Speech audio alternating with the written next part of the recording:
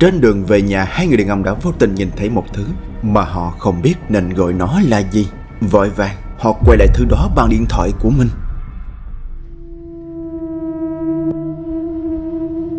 Oh my God, something is wrong.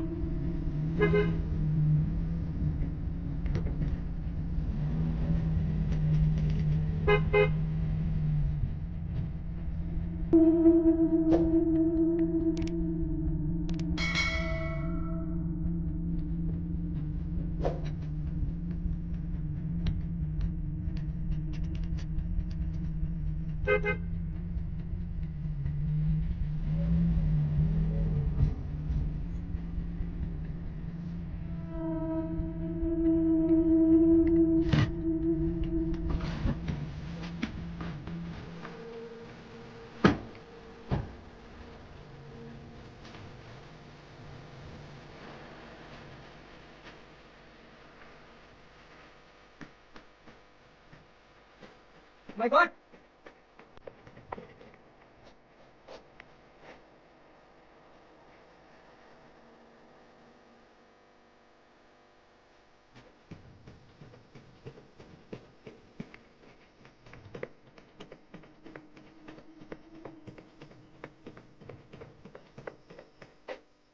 Oh my God. Hello?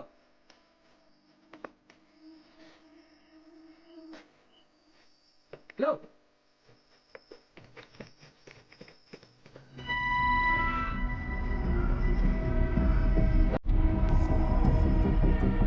Ban đầu cả hai đều nghĩ thứ kỳ lạ kia chỉ là một người đang chạy xe đạp mà thôi, nên họ cũng không để ý cho lắm. Nhưng khi càng đến gần thứ đó, cả hai càng nhận ra điều bất thường. Đầu tiên, không thể nói đó là con người, bởi nếu nhìn kỹ bạn sẽ nhận ra đó chỉ là một mảnh vải trắng toát và nó di chuyển rất nhanh. Và điều kinh dị là thứ đó không hề có phần đầu, tay hay chân gì cả. Như thể đó chỉ là một mảnh vải vuông vức tự di chuyển trong không khí vậy.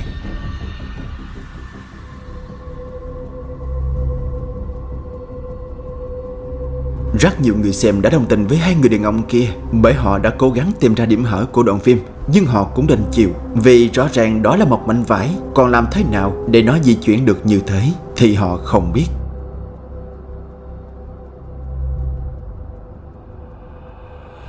Vậy trong số các bạn có ai giải thích được cái hiện tượng trùng trợn này không?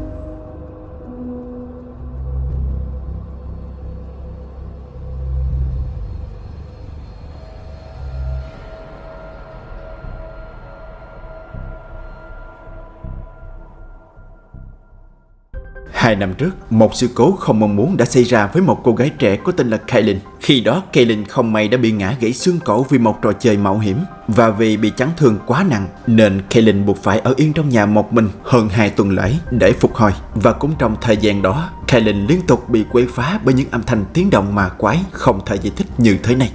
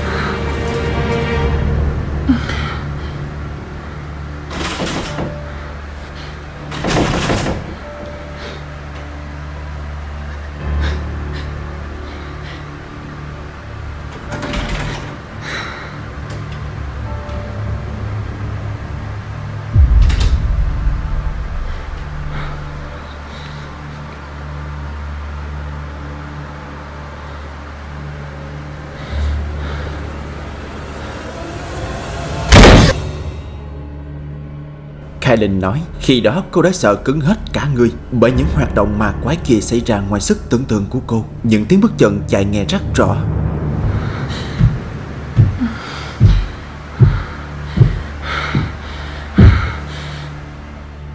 Ngay sau đó, hai cánh cửa trước mặt của Kaylin từ từ tự mở ra và đóng sầm lại rất ma quái.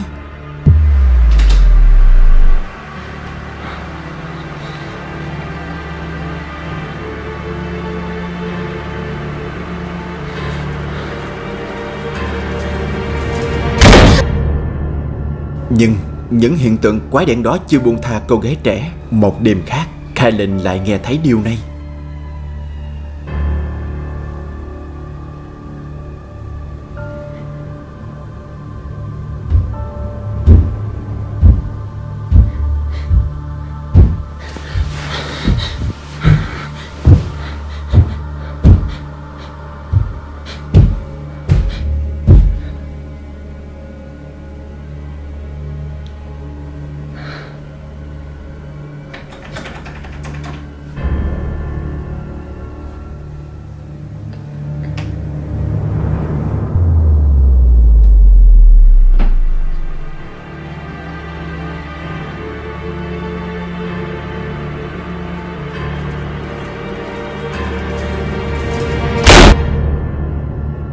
Sau khi xem những đoạn phim của Kaylin, chắc bạn cũng phần nào đoán được cảm giác của cô ấy khi đó.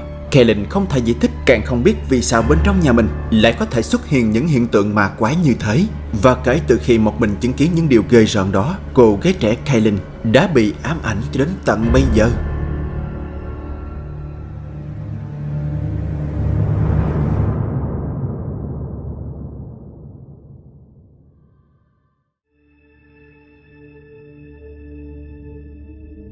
Với nền công nghệ phát triển như hiện nay thì việc con người sử dụng công nghệ để phục vụ cho nhiều công tác đã trở nên phổ biến hơn. Điển hình như công nghệ mô phỏng thực thể vô hình này hiện đang được rất nhiều nhà điều tra huyền bí sử dụng để săn ma. Nhưng ở trường hợp này thì ngoại lệ, vì quá tò mò về chiếc máy có thể nhận dạng được ma này nên một người đàn ông ẩn danh đã tìm mua và thử dùng nó.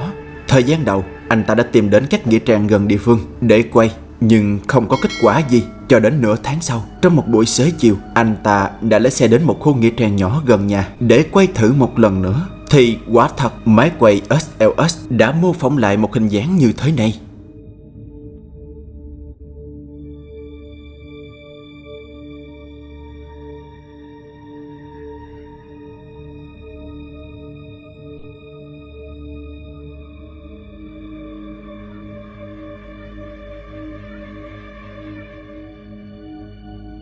Khi đó máy quay đã mô phỏng lại một dáng người đang đứng kế bên một ngôi mộ. Và vì quá bất ngờ trước hình ảnh đó, anh ta đã nhanh chóng tắt máy quay và chạy thẳng một mạch về nhà. Nhưng ngày sáng hôm sau, điều kinh dị đã xảy ra với anh ta. Trong khi điều chỉnh lại máy quay của mình, vô tình chiếc máy lại bắt được và mô phỏng lại một hình ảnh kỳ lạ như thế này.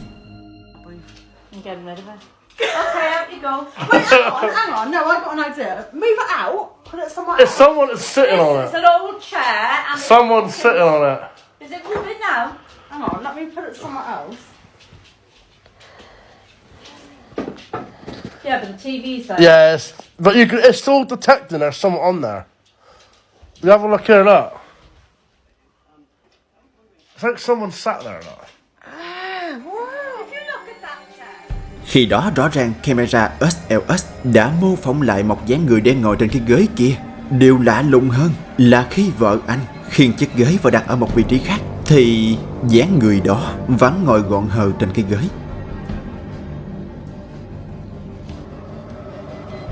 Người đàn ông đoán rằng một con ma ở ngoài nghĩa trang đã theo anh về nhà và nó đang ngồi vắt vưởng trên cái ghế kia.